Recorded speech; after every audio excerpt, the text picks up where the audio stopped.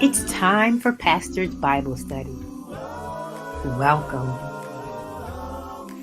Wouldn't it be cool if the whole wide world knew what I know about you? Here, we will journey through the sacred text together. The whole wide world could watch you making dreams come true.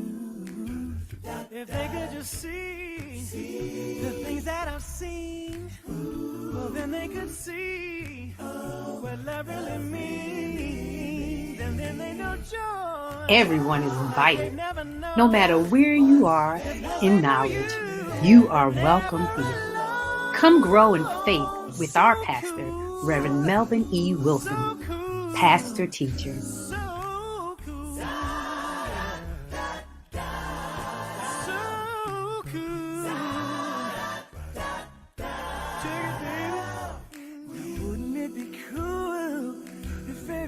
Could feel the way I felt the day I met you. If they could feel the sweet release of finding perfect peace, of knowing that their life is brand new, and then they could leave their worries behind, and then they could smell each rose they find, and then they'd have that friend that their hearts are longing for, and know that they won't be alone anymore. So cool, so cool, so cool.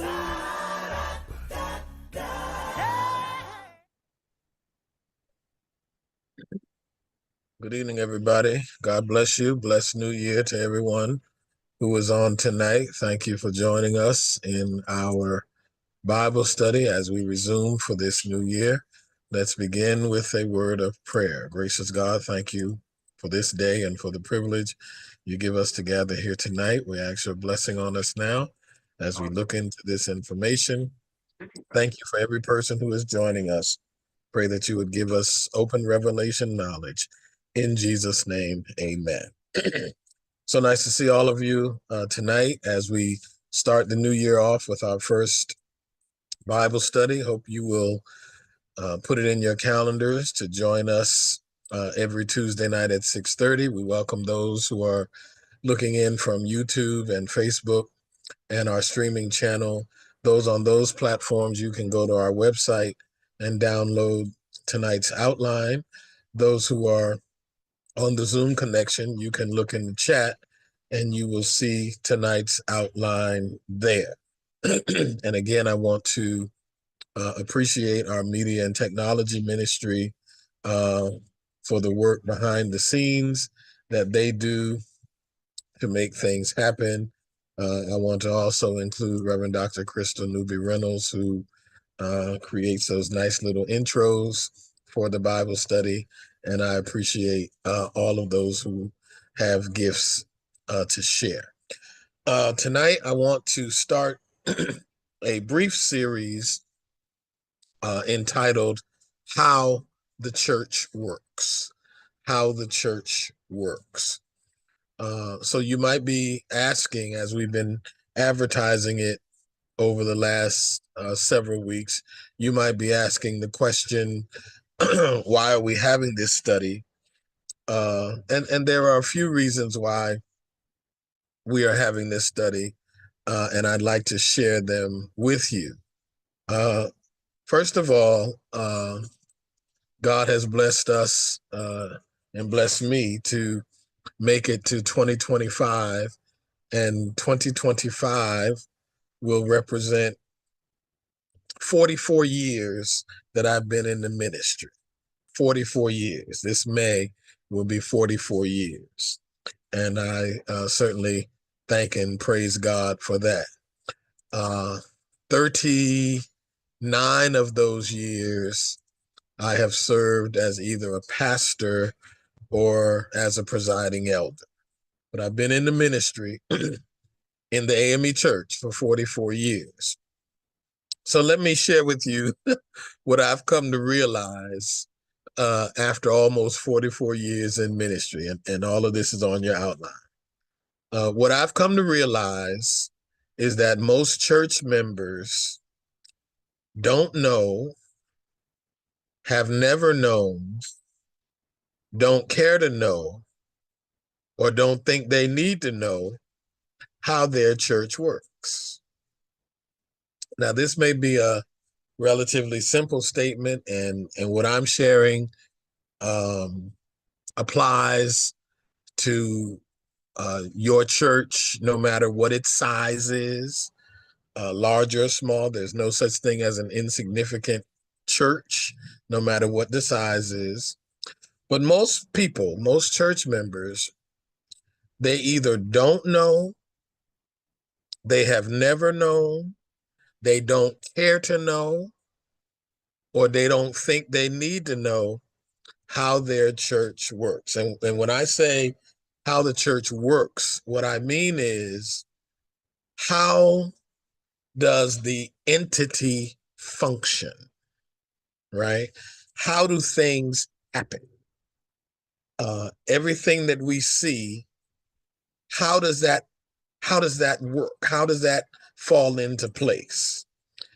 Because we are the church, I am almost certain that most people think that whatever you see just kind of happens, right? That it just kind of falls into place, right? So as I say, letter B, this applies to churches of all denominations, all faiths. It applies to non-denominational churches. It applies to all faith bodies, even organizations that are not churches, right? Most people don't have an awareness about how the church works, all right? When you add to that letter C, that there are many in pastoral or lay leadership positions who don't want you to know how the church works. And the reason they don't want you to know, because however their church is operating, if you really knew it, you probably would say, you know what? I'm not going to support this church. I'm not going to be a member of this church. I'm not going to join this church. Because, as I say in letter C, there's these kind of unspoken statements happen, right? As a member, you should just accept what we do and don't ask any questions, right? That's one statement that floats around in a lot of churches. There's this question, well, there's a statement, well, this is how we do it here. And then there is the rather arrogant statement, we don't have to explain anything to you, right? So when you add the fact that there are people who don't know, have never known, don't care to know, don't think they need to know how their church works, when you add to that the fact that there is leadership that in many cases, not all cases, I'm not saying all, but there's leadership in many cases that don't want you to know how the church works, you end up with people, members of the church, who are clueless about how the church works. All right. Now, letter D, I add that this is connected to the issue of church hurt that we just studied for several weeks, right? How is this connected? Well, it's connected because if you are a part of a church and you have questions, you ask questions, or you are made to feel like your questions are bothersome or burdensome, or you have constructive criticism about something, and you are not responded to people don't necessarily have to agree with you, but you're not given a response about it. The lack of response or the lack of engagement can be the foundation of hurt. And there are many people, or let me take it a step further, or once you begin to see and learn and know how the church works wherever you are, you may come across some unsavory things, or you may see some things that are not necessarily in line with best practices, right? Because remember, we are a church. We are supposed to be the church, right? So if what you become exposed to is not handled appropriately, it can cause some level of hurt, right? So I say letter E, because many people don't know how the church works and have not been taught or bothered to learn how the church works, the work of the church suffers. Let me say that again. Letter E. Because many people don't know how the church works and have not been taught or bothered to learn how the church works, the work of the church suffers. Now, you have the outline in front of you. I'm going to ask you to just jot down answers to this question that I have on the outline. In your opinion, what is the work of the church? Right? What is the work of the church? And we'll come back and get some of these answers a little later, because the actual challenge for us is to see if what we say or think or believe the work of the church is the church doing that work where you are. And again, we're blessed to have persons not just from St. Matthew, but from several churches who are part of this Bible study, and we certainly do appreciate that. But what is, in your opinion, the work of the church? I guarantee you that many people have all kinds of answers and thoughts about what they think the work of the church is. All right? So take a minute and answer that question. What is the work of the church from your perspective, in your opinion? All right? What is the work of the church? All right?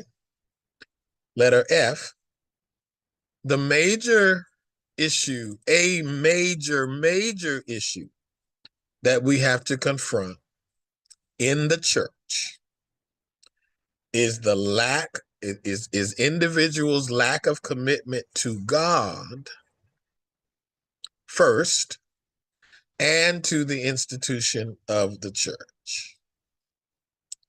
Many people who are members of churches don't have a commitment to God, nor do they have a commitment to the institution of the church. What do I mean by that? Several things I say under letter F. Number one, and this is not to engender anger or argument, to be argumentative or anything. This is just what I've observed over all the years I've been doing this. All right, number one, many people don't take their membership in the church seriously. That goes to the issue of commitment.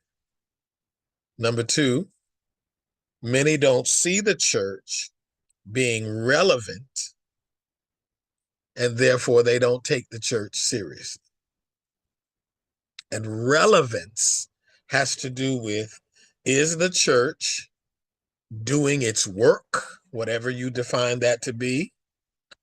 And is the church addressing the biblically outlined needs that are stated or given? We're given guidance biblically. Is the church doing that?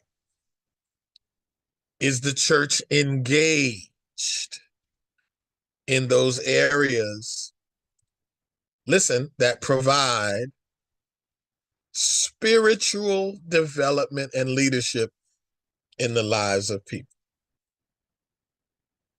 Or has the church become something else other than what Jesus intended it to be?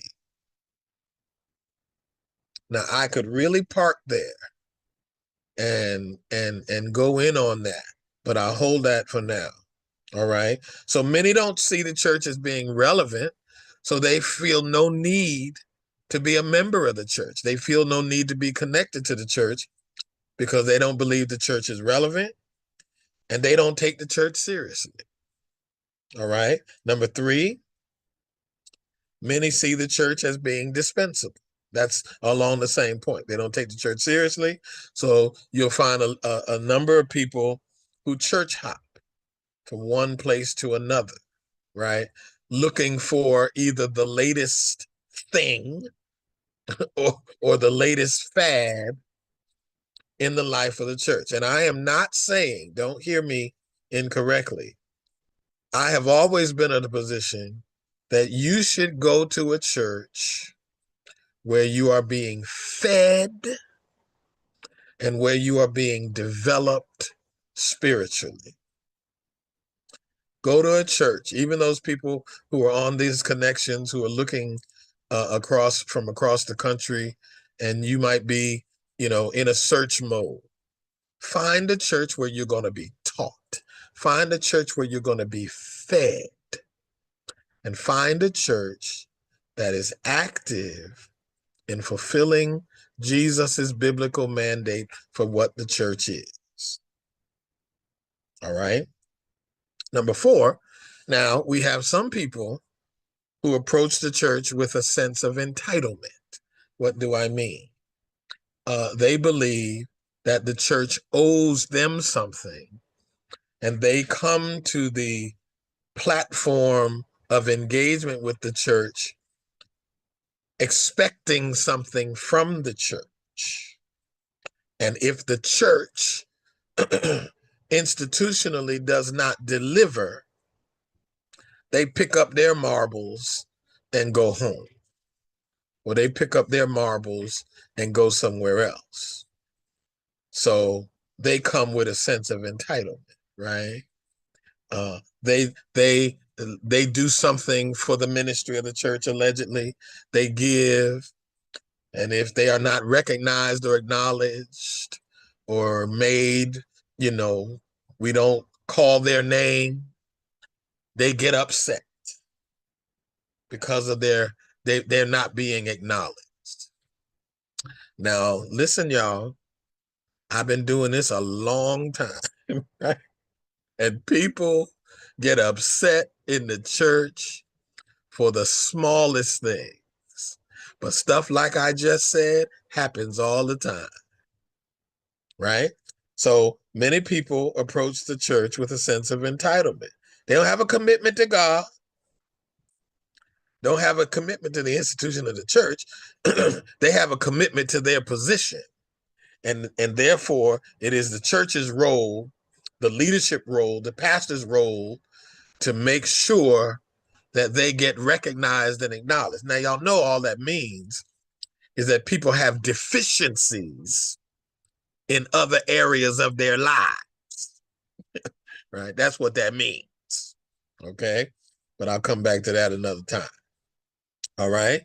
And then number 5, the truth of the matter is that many people use the church and they use the leadership of the church for personal purposes, right? They really ain't thinking about the mission and purpose and objective of the church. There are a number of people who are part of churches because being a part of that church is going to benefit them personally, right? It might be the church to be a part of politically. There might be personal or political benefits because all the right people go to this church. We ain't particularly focused on what the ministry of the church is. But all the right people go to this church. And every now and then I'll get a call from somebody who claims to be a member of St. Matthew. Now I'm at St. Matthew now. Y'all realize I've been at St. Matthew 6.5 years. It'll be 7 years in June. I get calls from people I ain't seen in no time during that 7 years, but they want me to do something for them. Make a call, write a letter, make a recommendation, because they need a letter. Now, I ain't seen you, but now you can find me because you need something from me and you need to leverage St. Matthew's name for whatever your purpose is. You might come a Sunday so you can talk to me at the end of worship, right? But you don't have no commitment to the church. You got a commitment to what you got a commitment to, right? So we have a lot of people, and this probably ain't y'all because y'all in the Bible study, but we have a lot of people who use the leadership and who use the institution of the church for personal purposes, all right? And they don't really have an understanding, in my opinion, of how the church works. So here are my goals. And this study is going to be brief, might be 3, maybe 4 weeks. What I'm struggling with, if I can just be honest with you, what I thought about doing was teaching this subject on Tuesday night, then preaching about it on Sunday, since everybody ain't here on Tuesday night, right? So I thought about doing a teaching about these issues on Tuesday and then following up on Sunday and preaching about it. I'm still praying about that. All right. Still thinking about that because there are a number of things going on spiritually. All right. But y'all pray with me about that. All right. So here are the goals. So this brief series is going to be 3, maybe 4 weeks. Starting tonight, 3, maybe 4 weeks. All right. Here are the goals of the Bible study. I'm at the bottom of page 1. The goal is to help us understand the main ways the church does its work. I'm telling you, there are many people, maybe even some of you all, who have no idea how the church works. Okay? I want to help us understand the main ways the church does its work. Number 2, I want to help us to what I'm calling reimagine our membership in the church of our choice. I want you to leave this study having a different understanding and a different idea about your place in the church. What are the duties and responsibilities that you have to God and to the church? And I hope you leave this study with a new understanding, all right, a new motivation, that you don't just show up on Sunday only, that you're not just in and out, right? I really want to move us collectively from being a congregation to a community. I've used that phrase before, from a congregation to a community, right? There's some folk who come, as soon as I get a benediction, they out the door. They don't talk to nobody. They don't say nothing. They gone, right? I mean, quick, fast, and in a hurry. No, that's not what I'm trying to do, all right? I'm trying to get folk to not just be pew members, and to help you understand what the church does on a daily basis. That we're not floating around in some cloud, right? That there's just not, angels floating around, and God doesn't just come by and just drop 3,000 pounds of groceries out the sky, right? That there are people who come, who start the truck in 20-degree weather, who drive to 3 and 4 grocery stores to pick up the food that we give for free to the community. And then there's another group of people who come and set up and prepare and structure, right? There's a process here. And I want us to come to have an awareness and an understanding that these things are critically important. All right. So the goal is to help us reimagine our membership in the church of our choice. Thirdly, to encourage us to develop a higher and deeper level of commitment to worship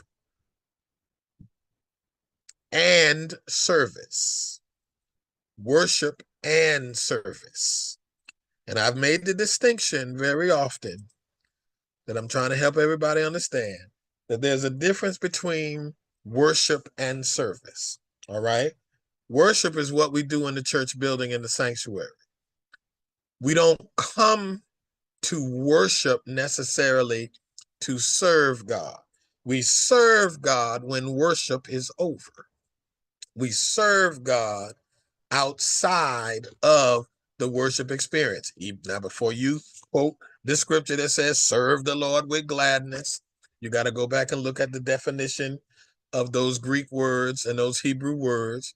But the spirit of it is, we come into the sanctuary, we gather in the fellowship, we have koinonia, right? We do that, give God glory, praise, honor, and then we get our strength from that, and then we leave there and go and serve God's people.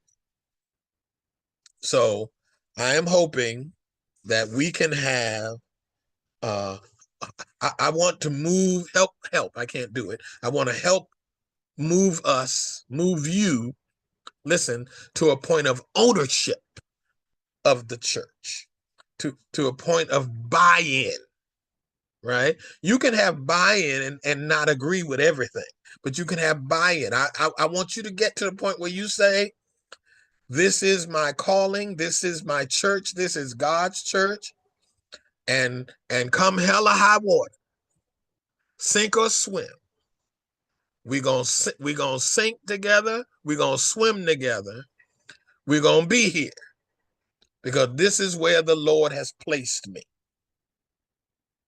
right?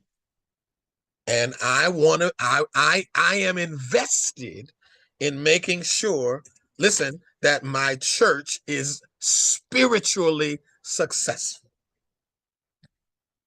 Spiritually successful. All right?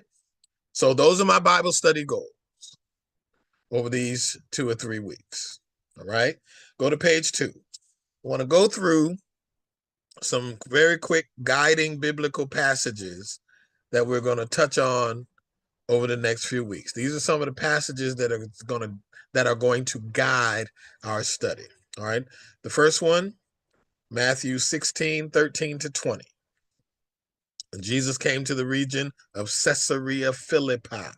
Say that to yourself. Caesarea Philippi. All right. When Jesus came to the region of Caesarea Philippi, he asked his disciples, who do people say the Son of Man is? They replied, some say John the Baptist, others say Elijah, and still others Jeremiah or one of the prophets. But what about you? He asked, who do you say I am? Simon Peter answered, you are the Messiah, the Son of the living God. Jesus replied, blessed are you, Simon, son of Jonah, for this was not revealed to you by flesh and blood, but by my Father in heaven. This is the verse I want, verse 18. This is Jesus talking. And I tell you that you are Peter. You are Cephas in the Greek. And on this rock, on you, Peter, I will build my church. And the gates of Hades, the gates of hell, will not overcome it. All right. So what I want you to pick up out of that passage, this happens to be the first place in the New Testament where the word church was used. All right. The church, listen, the church had to be built. It had to be built out, right? And Catholicism believes that this conversation that Jesus is having with Peter established Peter as the head of the church, and therefore Peter represents the first pope, and all succeeding popes come in the line of Peter. Now, we don't necessarily believe that, but we definitely believe that Peter played a significant role in the building out, intentional words, in the building out of the church. All right.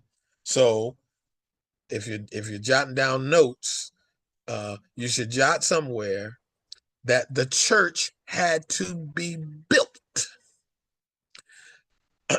I'm getting ready to teach a church history class with our with our ministerial institute students in the class. I'm teaching church history, and it's very interesting to see historically how the church, big C, was built and created over the years. The average person sitting in the pew on Sunday morning has no clue about all that the church went through to get to where it is now. All of the wars, all of the killing, all of the fighting, all of the politics, all of that. So the development of the church, the build out of the church, was a messy process in and of itself. All right. So Matthew 16:18 is a guiding principle. 1 Corinthians 12, I'm not going to read it all. 1 Corinthians 12 talks about the gifts of the Spirit. Look at the highlighted section, verse 4. There are different kinds of gifts, but the same Spirit distributes them. There are different kinds of service, but the same Lord. There are different kinds of working, but in all of them and in everyone, it is the same God at work. Here's one of the most important verses in the entire Bible. Circle it, highlight it, star it. 1 Corinthians 12:7. Now to each one, the manifestation of the Spirit is given for the common good. That is one of the most important verses in the entire Bible, because not only does it support the notion, this passage, that every person has at least one gift, but the gift you have is not for you. The gift you have is for the benefit of others, the common good. And in Paul's perspective, he's talking about the church. So whatever gift you have should be used for the benefit of the church. All right. That's 1 Corinthians 12, 1-11. 2 Corinthians 9, down at the bottom of page 2, 6-15. Paul writes, remember this, whoever sows sparingly will also reap sparingly. Whoever sows generously will also reap generously. Each of you should give what you've decided in your heart to give, not reluctantly or under compulsion, for God loves a cheerful giver. And God is able to bless you abundantly, so that in all these things, in all things at all times, having all that you need, you will abound in every good work. And we could read the rest of that. You can read that on your own. All right. So those are three passages that are going to guide us in principle in our discussion these next 3 or 4 weeks. Go to page 3. The spiritual and practical guiding principles for this study. Those are the biblical principles. Here are the spiritual and practical principles.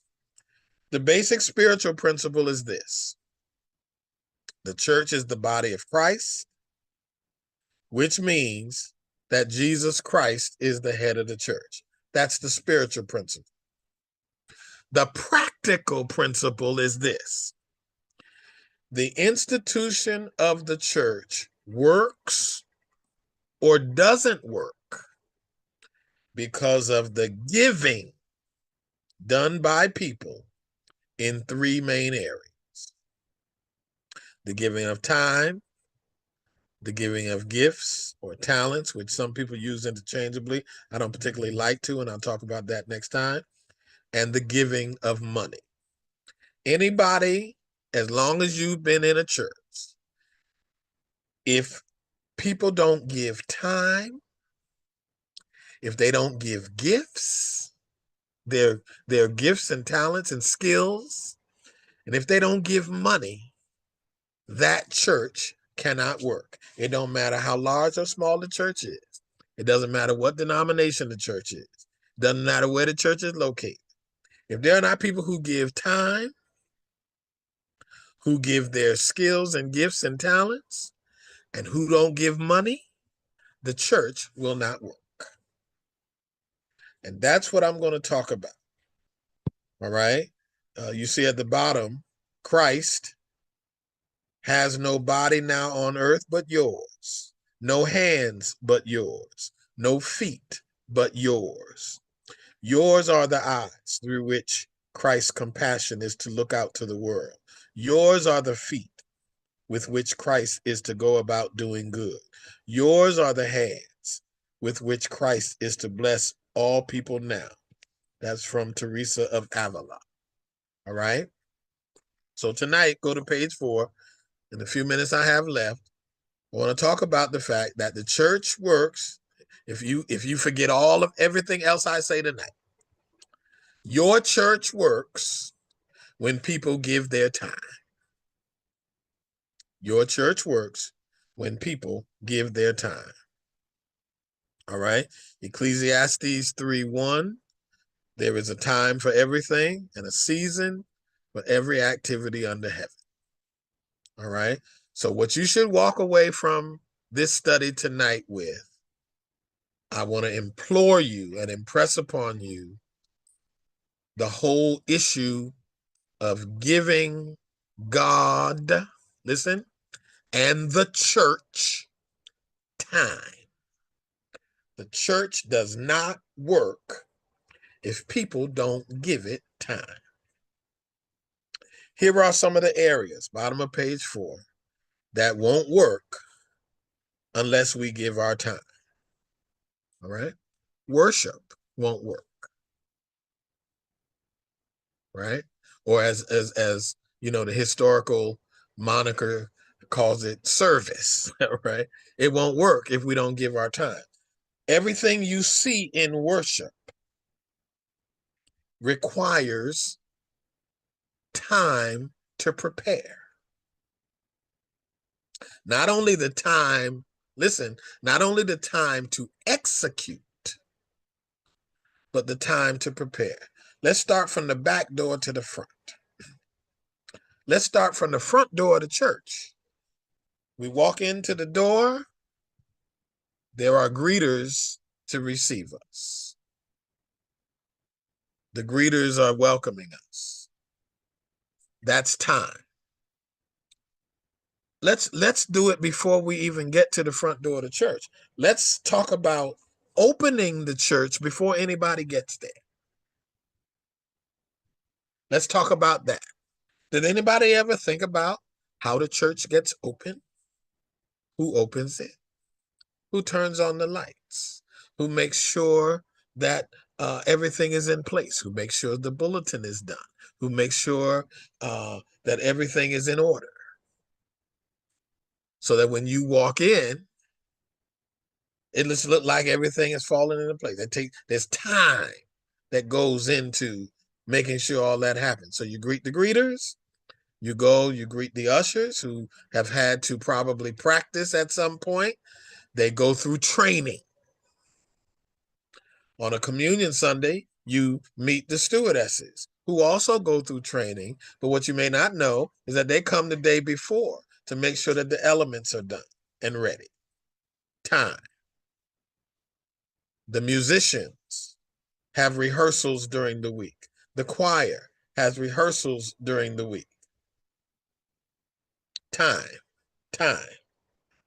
All right. So worship, time. The media and technology ministry.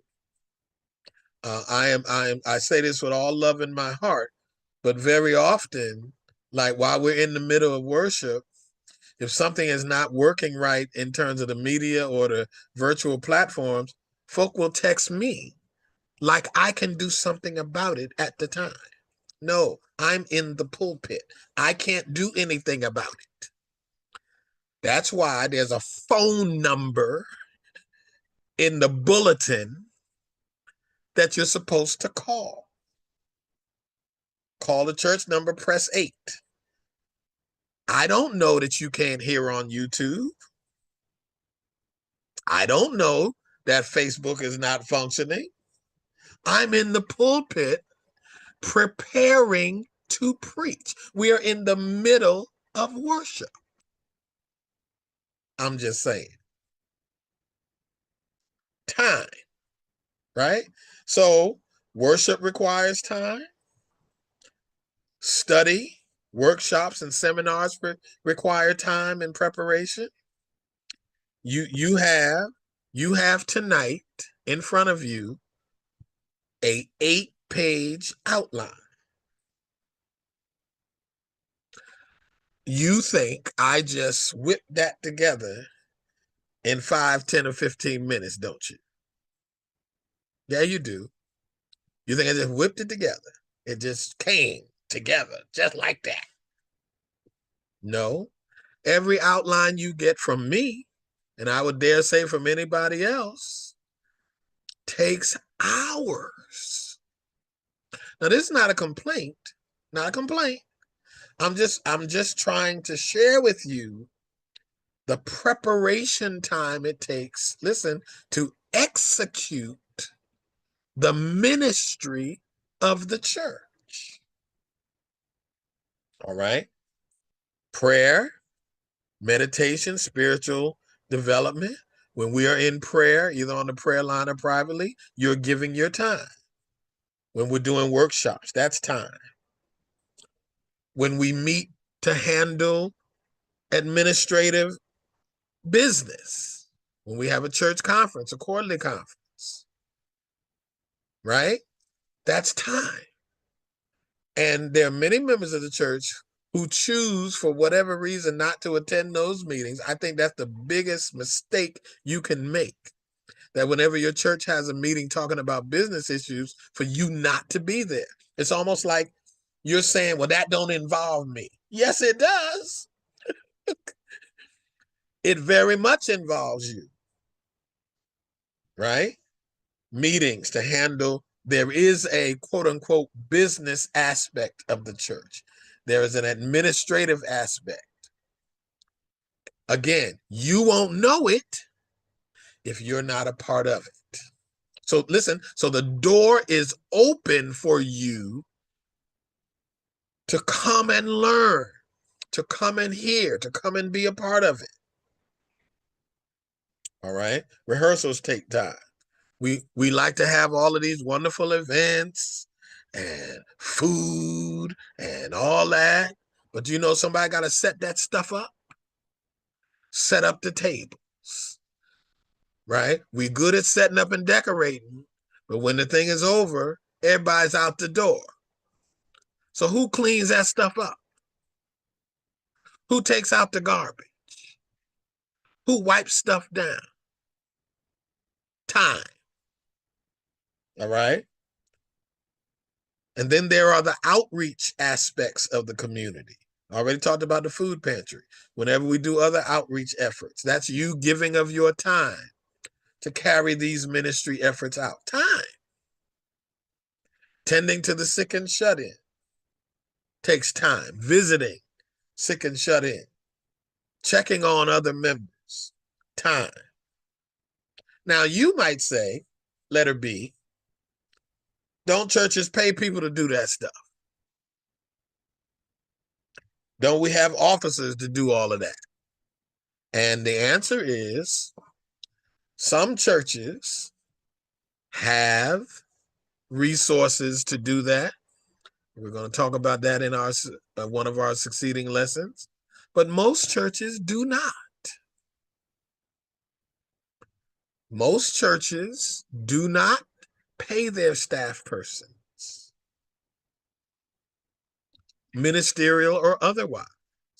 Or if they do, they give them a small amount. And I'll talk about even how St. Matthew, or where we are in terms of that position. So, no, we don't have people to do things that we expect to be done. These things happen because of the volunteer giving of time of the members, right?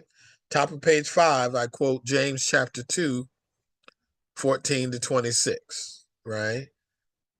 And what this passage really talks about is, there are a whole lot of people who have a lot of faith, but they don't have any works, right?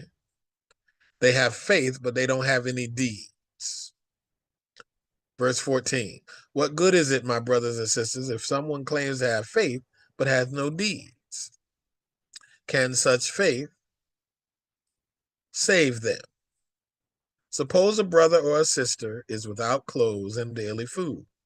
If one of you says to them, go in peace, keep warm and well fed, but does nothing about their physical needs, what good is it? In the same way, faith by itself, if it is not accompanied by action, is dead. But someone will say, you have faith, I have deeds. Show me your faith without deeds, and I will show you my faith by my deeds. You believe that there is one God, good. Even the demons believe that and shudder.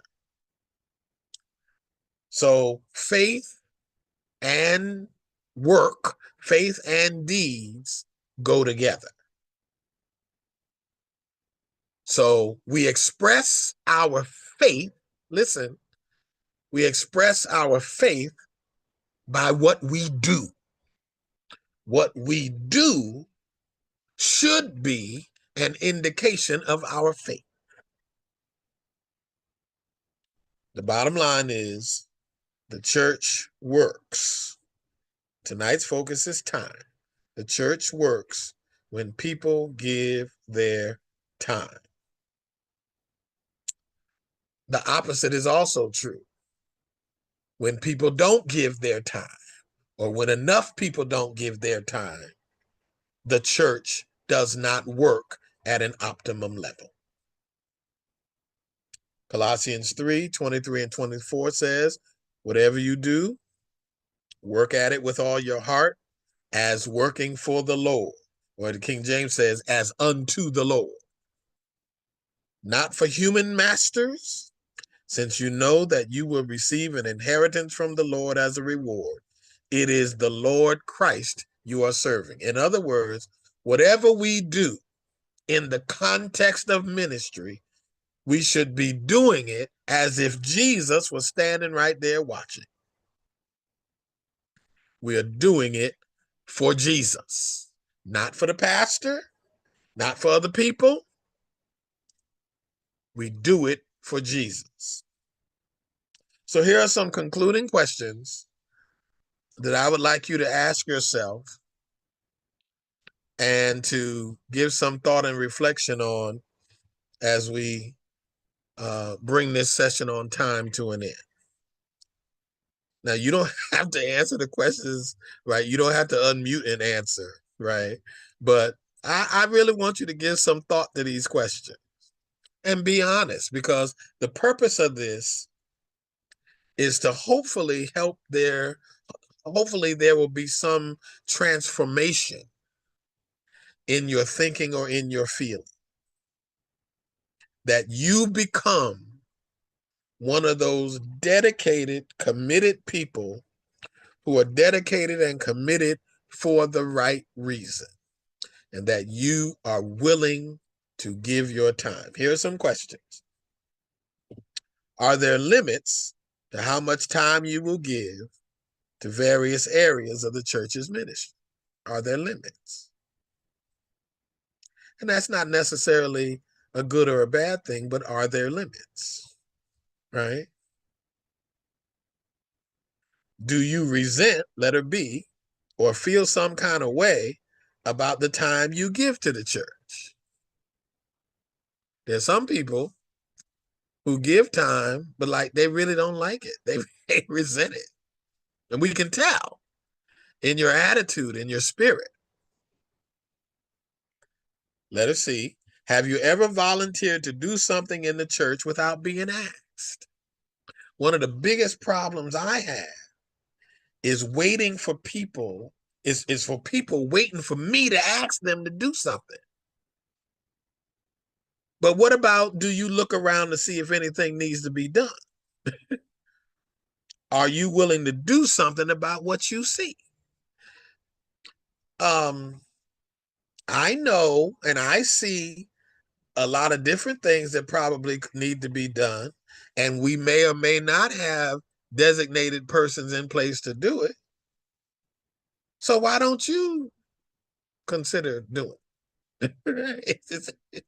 Is you know, we had a situation a couple of weeks ago, not this snowstorm, but the last one we had. One of the members of the church just came to the church and started shoveling snow out of the blue. I was grateful, right? So have you ever volunteered to do something without being asked? Or without being afraid? And I know this is a big issue. Without being afraid that somebody's going to get on you for doing it? That's a big thing in the church, right? We don't want to do anything because we're afraid what somebody's going to say. If you making it better, what folk going to say? In my thinking, okay? Letter D, how much of a priority is the full life of the church to you? How much of a priority is the full life of the church, the worship life, including the teaching life, the sacramental life, right? The full life. Or are you just a part of the church when it is convenient? Which is where I go in the next question, letter E. Do you feel an obligation to be present for worship, meetings, or service activities? Do you make it when you can or when it fits into your schedule? Or do you participate out of love?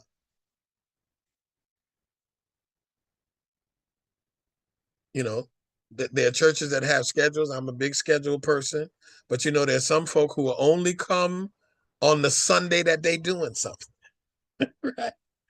They singing, they dancing, their usher board is on. They only come those days, but don't look for me these other days. What is that? When it comes to us cultivating, if spiritual development and worship and getting closer to God and being taught is important to us. Letter F, do you need to be acknowledged for the time you give in various areas? Do I have to call your name? I used to be in a church, just past a church, where when people were absent from worship, the next Sunday they would send their tithes and offering envelope to the pulpit for me to see it. And I started saying, why are y'all doing that? Just put it in. And some people even do it now. They'll say, well, Pastor, I'm going to give, and I know you're checking the giving. No, I don't check the giving. I don't know what people give. I don't know what people give. I can know, but I choose not to know because I don't want to have a heart attack. I don't want to get upset because our giving, we're going to talk about that next week, represents our priorities in many areas, right? So I choose not to know. And there are a lot of my colleagues who say that is the absolute wrong position to take. They make sure they check what their officers give, they check what members give and all that. I don't do that. Never done it. It ain't gonna start now. So I don't know what you give. So you telling on yourself when you send your envelope to me, because I don't know. It ain't my job really to know, in my perspective. Okay? But do we have to call your name every time you do something? And letter G, do you see the benefits of the time you give to the church? When you give your time, do you see benefit? I mentioned last Sunday or Sunday before last that the media and technology ministry was in the church one Saturday for hours. They were running wires, cleaning out the booth area, checking certain things with all the equipment we have.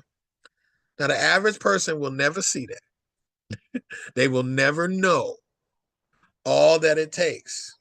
So, when like y'all work with me on this, right? When someone is speaking at the lectern or in the pulpit and the mic is not working, and we yell, "Can't hear you." Well, the person speaking ain't controlling the mics. The person speaking don't have nothing to do with the microphone. Can't hear you. Well, okay, the media folk know that. They're the ones with the switches, right? They're the ones working on that, right? So,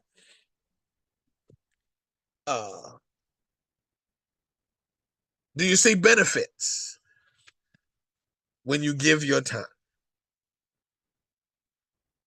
I close by saying tonight's lesson, in terms of how the church works, has to do with time. And I want you all to personalize this. Put this in personally. No matter what church you're a member of. No matter what church you're a member of. The amount of time we give to something indicates its importance to us. What you do with your time and talent is critically important. All right? Which leads to where we're going to go next week.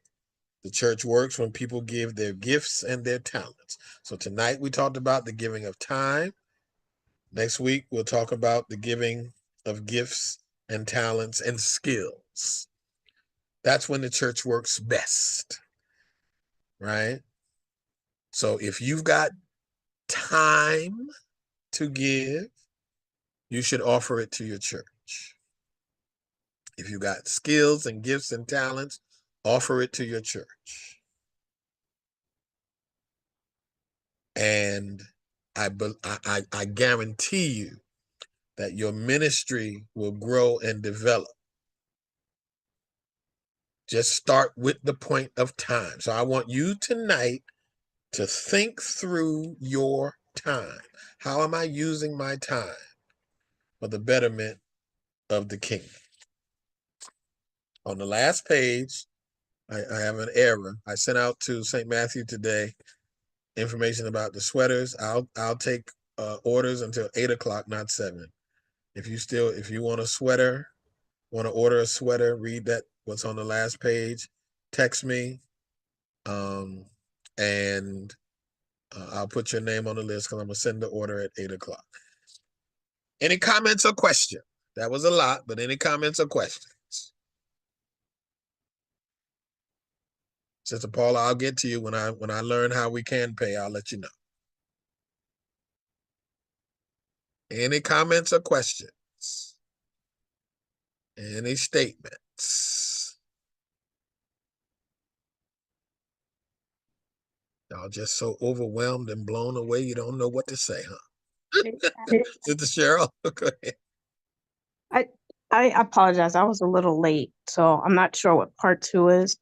But another thing that is concerning to me is that people don't think they have to come to church.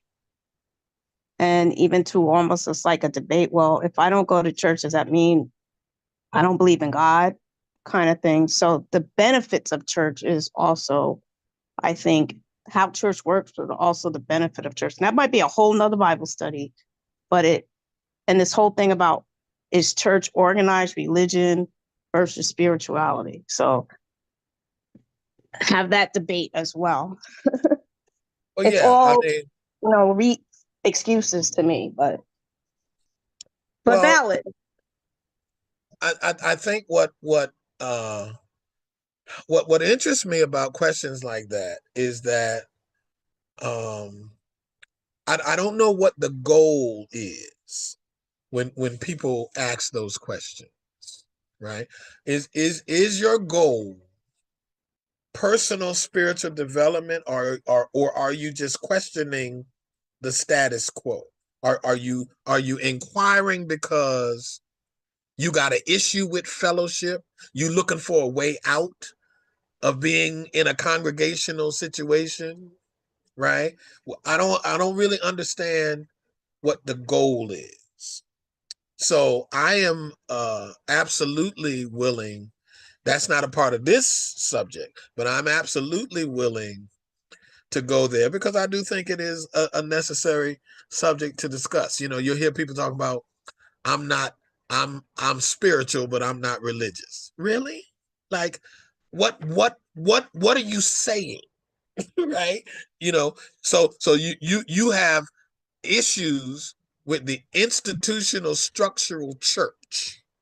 What are those issues? Those are the issues we need to deal with, right? How come you are not aligned with the idea of church? Something happened that caused you to be that way. So, Dr. Ridley? Good evening, everybody.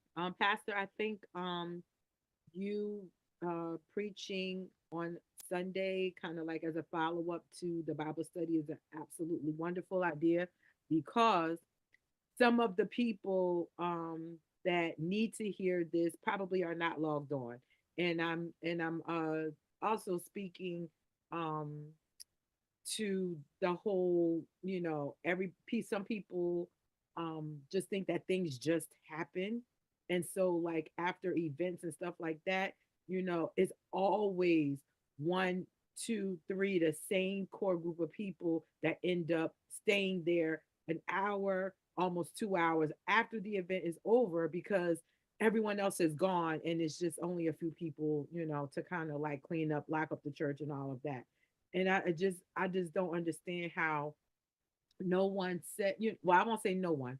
It just drives me bananas that you come to an event and now you're ready to go, so you just leave instead of saying, is there anything I can do before I go? I need to go, but is there anything I can do, to help out before I leave? Like, I just don't understand why people don't think that way.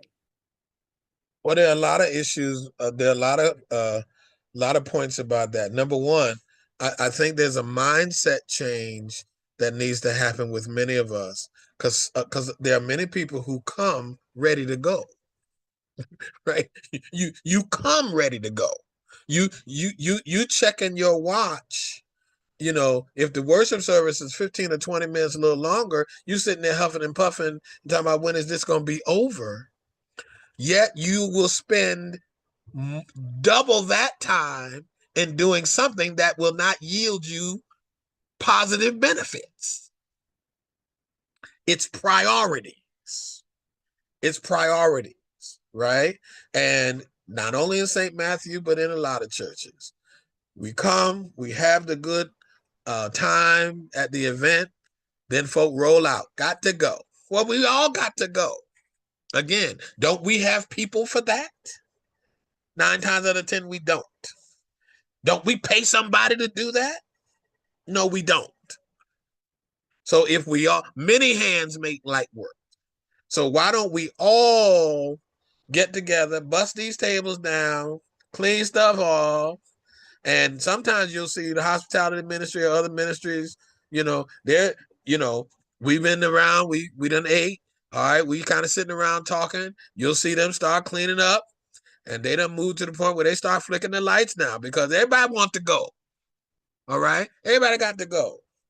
But if we Exactly. all work together at whatever it is, and including me, I am not beyond sweeping and taking out garbage and doing whatever needs to do so we all can go. There has to be somebody who opens the church. There has to be somebody who locks the church. There has to be somebody who arms the church. Even on Sundays, you all would notice we have armed security outside. They're outside and they come inside. And then we have other security measures in place that people don't even know about, right? That's to keep us safe. But all that stuff takes time. All right. So yes, I agree with you. Sister Verna, give me a little bit more clarity on your question.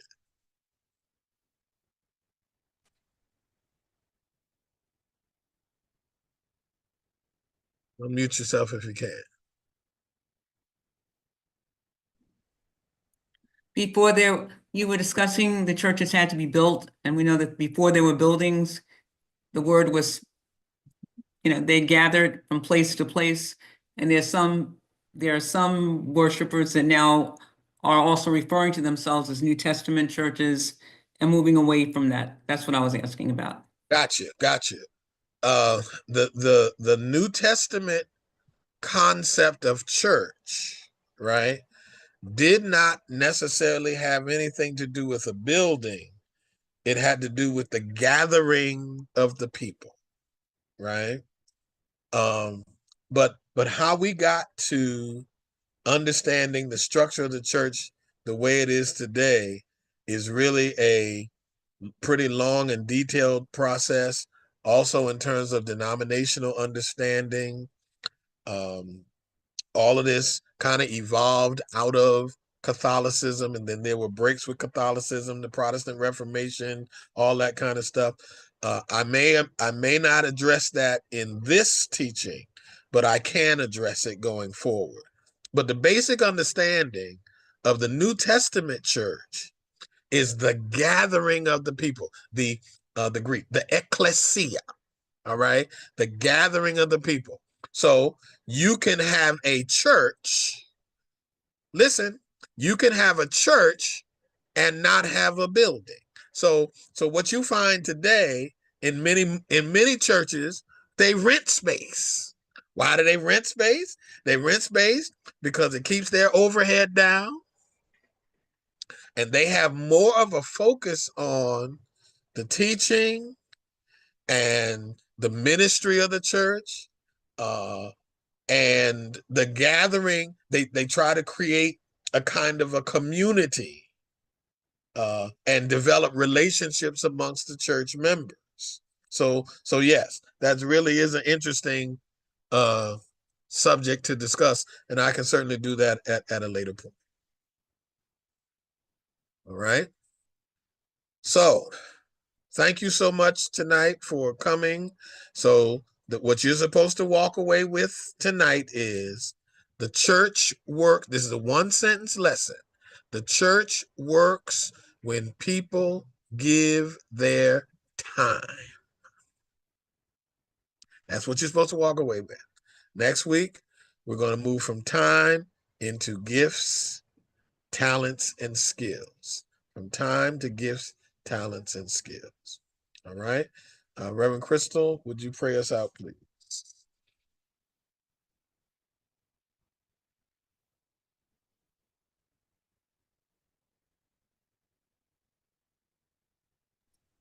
Yes, I will. Sorry about that.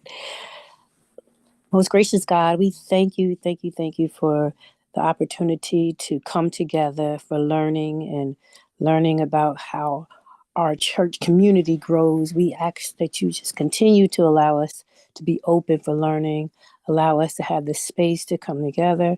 We thank you for this pastor, teacher who you have given gifts to just share with us as we grow in faith.